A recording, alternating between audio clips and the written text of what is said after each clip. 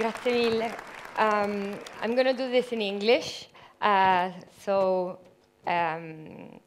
When Maria Pia asked me to come here and talk about talk to you and talk to the people of Matera, I really had to think about what I wanted to say. I go talk about Uber very often. Uber is a technology that is really changing mobility in the world, and therefore everybody wants to know a piece of this company, and it's a really big innovation. And so I tried to think, how can I use what I've learned from this journey that I'm doing with Uber and try to give a little bit of a few tips and ideas for the people of Matera that will have in front of them a big challenge in 2019 when they become the city of culture for Europe.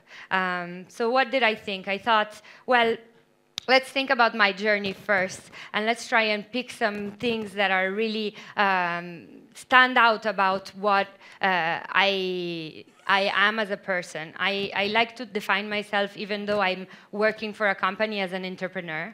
Obviously, I'm a woman. And so the first thing that came to mind was, well, I'm actually a woman in a world of men. So technology is full of men, and transportation even more. So transportation is a world where less than 5% of women work. So I thought, well, maybe the fact that I'm a woman can help me think a little bit outside the box, be a little bit more disruptive in a world that was always dominated by men. Second of all, I decided to say, well, you know, what other things are a little bit different about my journey? And I decided to think about the idea of me coming back to Italy. So I'm actually Italian. I come from Milan, but I spent like half of my life living abroad. I lived in over 10 countries over the last 12 years. And so when I came back to Italy, I felt a little bit outside of this box. And the biggest challenge for me was to realize that we have a country with an amazing potential, but it doesn't move. And so the best way to show this was to think about a mountain.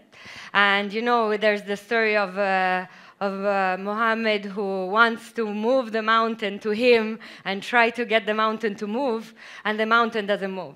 So what does he do? He just says, well, I'll just go to the mountain. And every day I feel a little bit this way, and I feel like disruptors in this country that I have met are just like trying to climb this mountain that doesn't want to move.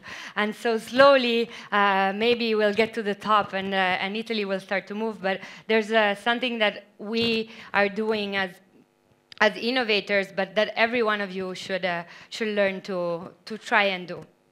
But the most important thing was thinking about why I was here in Matera. Obviously, there's no Uber in Matera yet. There's no like big challenges of mobility in Matera. So I needed to really sit down and think, why here? And when I think about here, obviously, it's an incredible place. I went to look a little bit online, and I did my research, and I noticed that Matera has about 220,000 visitors every year. And for me, that number was actually pretty small. And I was surprised, because looking at this picture, I was like, why isn't there everybody flooding from all over the world to come visit this beautiful place? And then I read about the challenge and the winning of the European Capital of Culture and the potential for this town, and the idea that there will be 4 times as many new visitors by the time Matera becomes the capital of culture of Europe by 2019. And therefore, this was exactly what I needed, my challenge, my hard thing to like figure out. And so I said, well, if this is what Matera wants to do and manage to get from 220,000 people visiting to about 1 million people, well, they have a little bit of a work to do.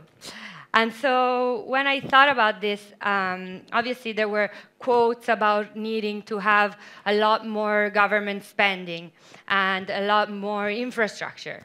And then I looked at, every year Euromonitor puts out a list of the most visited places in the world.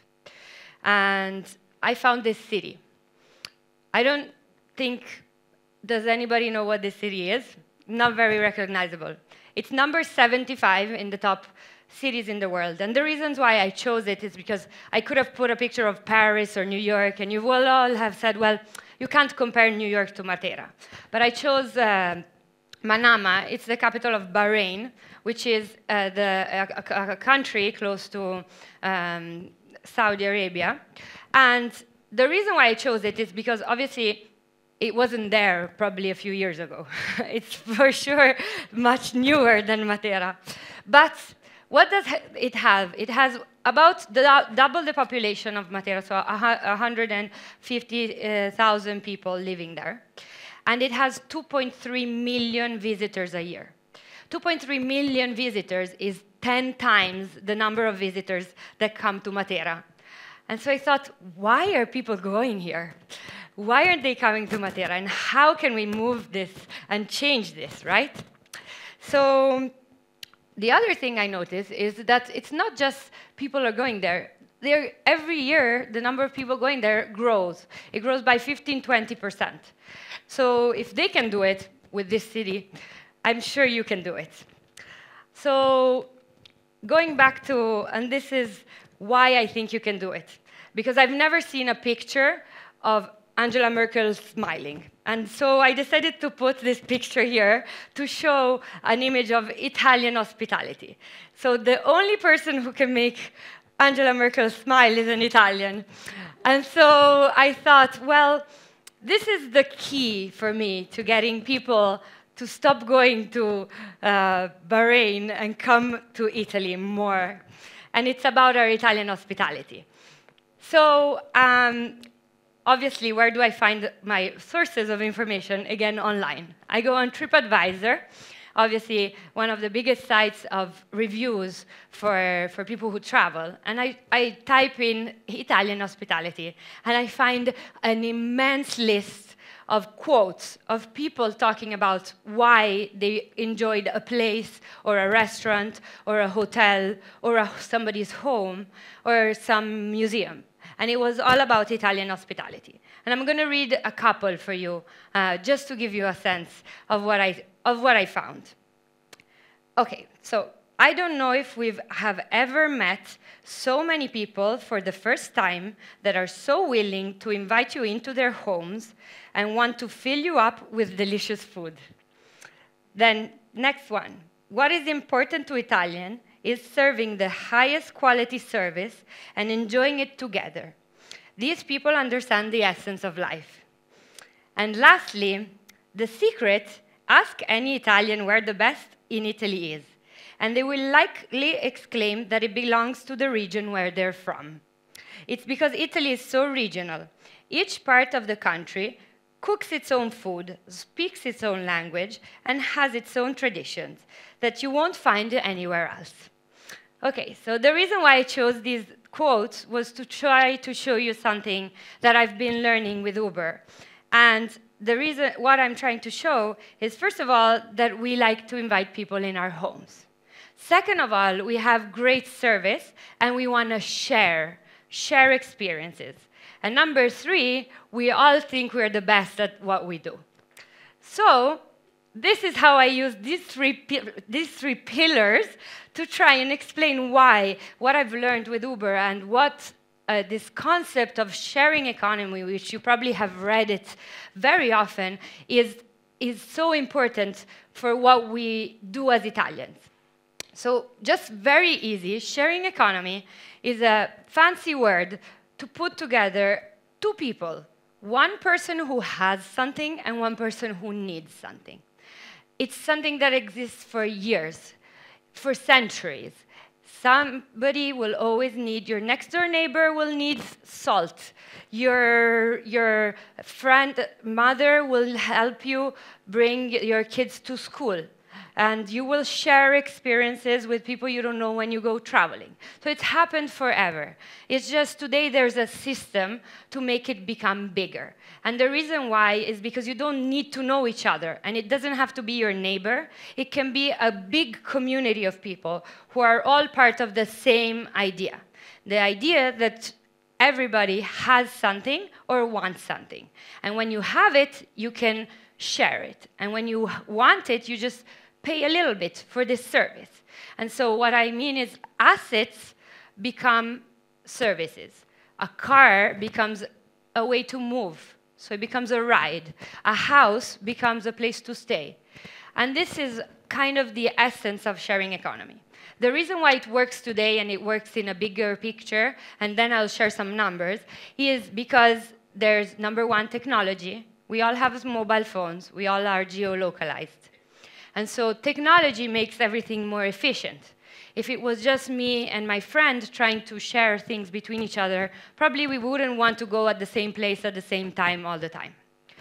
And instead, if I have a big community of people and they're all linked through technology, then I can for sure find always somebody who's trying to go in the same place as I am.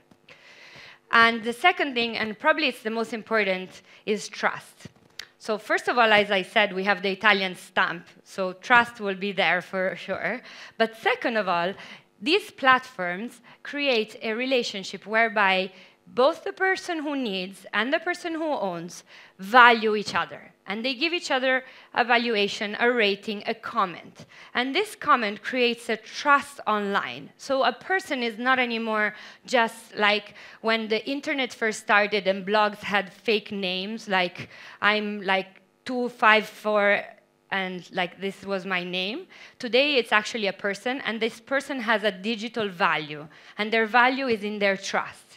So the trust created by their value allows them to buy goods and services inside these communities. And if they don't respect this trust, they get kicked out.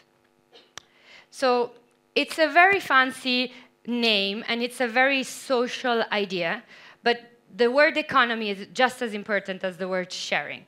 And the reason why I'm telling you this is because, I work in a for-profit company, and we are growing every day. And the reason we're growing is because you can create value. So it's not just a person who's being a host to be good, or a person who's driving you around to be good and create social value. It's actually a huge economy that is getting created by this. And so when before there was a big business selling, and so very few people managed to be part of this economy. Today, everybody who's part of this platform can be part of this economy. And just to give you an idea, today the sharing economy is about $15 billion in size. By 2025, it's estimated to become $335 billion in size.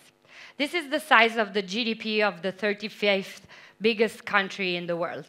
So it's a big economy.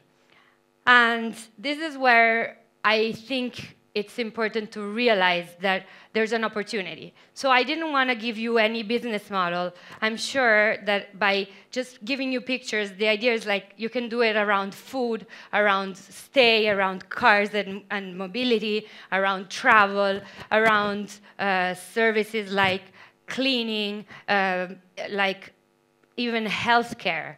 But if you think bigger, you can apply this concept of sharing to people who are non-professionals, but who have a skill and they want to use it and they want to make a little money out of it. And this is why I think it's so important that I can't teach you anything. I think you will be really able to realize it on your own. You know your territory. But the concept is technology gives you that hand. Today, maybe it seems hard, it seems daunting. Uber is a big company now. It has a lot of funding. It was born in the US. It has 3,000 employees. So, it would be easy for Uber to come and create some value and mobility and new mobility in Matera. But this is not the point. The point is that I think these concepts and these businesses should be born here, because this is where the value can get created. Technology, and what I'm trying to tell you, is this helping hand. But in the end, it should come from here. And the reason why is because you guys won the prize for being the city of culture. And for me, it's just a question of a puzzle that just needs to be put together. Like, the pieces are all there. You have the Italian hospitality, you have the art, the history, and the difference and the particular aspects of this place, of its food, of its like way to stay, way to travel around this area. And so I think this is the part that makes it really special. It's just a question of putting all the pieces of the puzzle together. And so I want to leave you with a little quote. And I think this is the importance of how I see the world. I never think about what I can do for innovation for today, but I think about it very far out. And I think about things that can seem unreachable, and instead they become very true and very, they can happen. And this is because you have to believe that the future is something that you're dreaming about today, but that can become reality tomorrow. And so I hope to come and visit in 2019 and come around and move around in the city, sleeping at somebody's home, moving around with somebody who's local, and eating at somebody's house. Thank you very much.